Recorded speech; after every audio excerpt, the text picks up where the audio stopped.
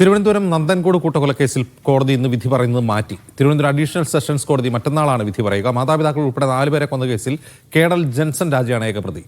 ഷിജോ തന്നെ വീണ്ടും ചേരുന്നു. ഷിജോ, ഇതെന്ന് നടന്ന കേസാണ്? അജിംസ 2017 ഏപ്രിൽ മാസമാണ്. ഏപ്രിൽ 8, 9 തീയതികളിലാണ് നന്ദൻകോട് ഈ ക്രൂര കൊലപാതകം ഉണ്ടാകുന്നത്.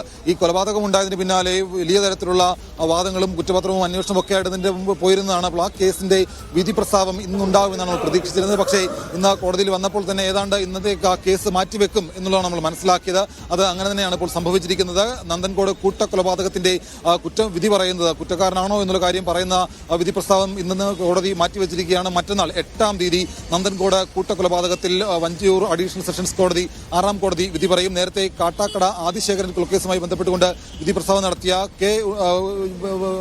അതേ കോടതിയിലെ ജഡ്ജി തന്നെയാണ് നന്ദൻകോട് കൂട്ടക്കൊലപാതകത്തിലും വിധി പറയാനിരുന്നത്. ഒരുപക്ഷെ അതുകൊണ്ട് തന്നെ ആയിരിക്കാം ആ കേസ് വിധി പറയുന്നത് മറ്റന്നാളത്തേക്ക് മാറ്റിവെച്ചിരിക്കുന്നത്. അജിംസ്.